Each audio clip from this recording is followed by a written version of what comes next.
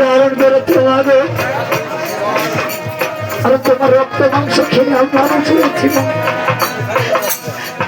আর আজ থেকে যত বড় হয়েছি না মা, আমার বাবা আমাকে খুব যত্ন সহকারে এত বড় করেছে মাগো।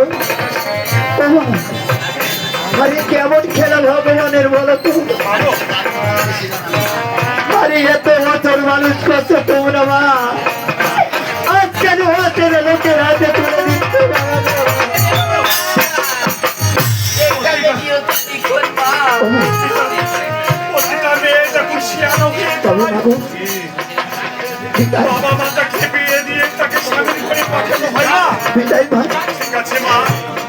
বাবা।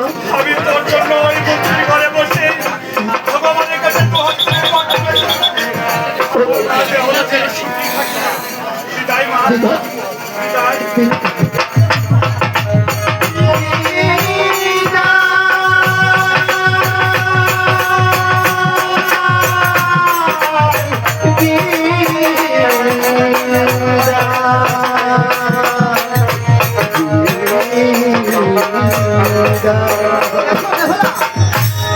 তোমার মা বাবা যখন বিদায় দিয়ে চলে গেছে,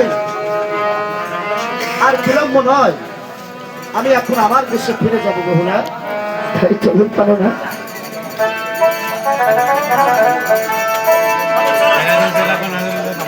সালুন বাতি